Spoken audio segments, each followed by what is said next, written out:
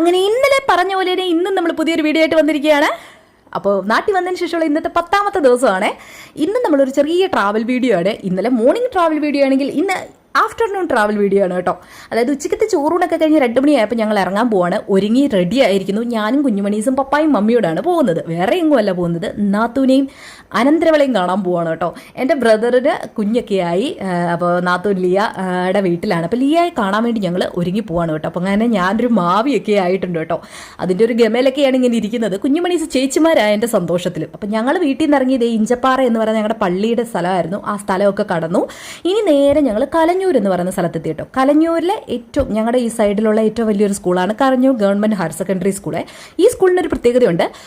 അപ്പനും അമ്മയും മോനും പഠിച്ച സ്കൂളാണ്. അതായത് എൻ്റെ പപ്പായും മമ്മിയും ബ്രദറും പഠിച്ചത് ഈ സ്കൂളിലാണ് കേട്ടോ.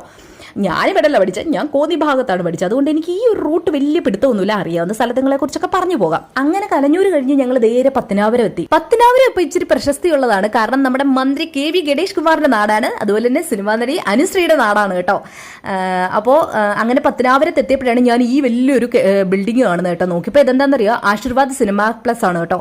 ഞാൻ അറിഞ്ഞില്ല ഇങ്ങനൊരു കെട്ടിടമൊക്കെ ഇവിടെ വന്നത്. ഇവിടെ തന്നെ ഇനി ലുലു മോൾ സ്റ്റാർട്ട് ചെയ്യാൻ പോവാണെന്നൊക്കെ പറയുന്നത് കേട്ടോ. പുതിയ റോഡും കാര്യങ്ങളും വന്നപ്പോൾ എല്ലാ സ്ഥലത്തിനും ഭയങ്കര മാറ്റമാണ് കേട്ടോ.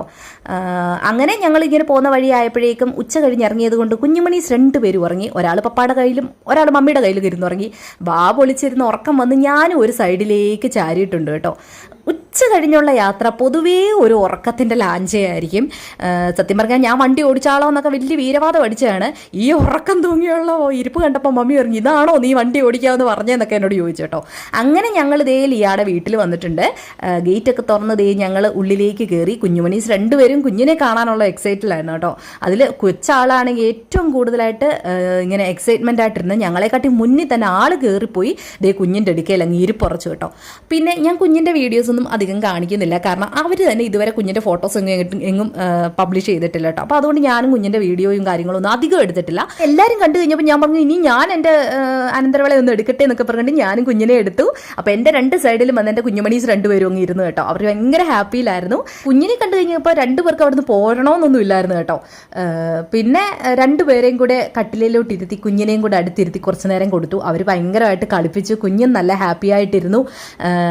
പിന്നെ ഞങ്ങൾ അവിടുന്ന് ഒരു 4:30 ആയപ്പോഴേക്കും ഇറങ്ങി കേട്ടോ. ഫുഡൊക്കെ കഴിച്ചിട്ടുണ്ടായിരുന്നു. ആൻറ്റി ഫുഡൊക്കെ തയ്യാറാക്കിയിട്ടുണ്ടായിരുന്നു. അപ്പോൾ അതൊക്കെ കഴിച്ച് ഞങ്ങൾ അവിടെ നിന്ന് പോന്നു. അപ്പോൾ ഇന്നത്തെ വീഡിയോ ഇത്രയേ ഉള്ളൂ. മറ്റൊരു വീഡിയോ ആയിട്ട് നാളെ കാണാം. അതുവരേക്കും ബൈ.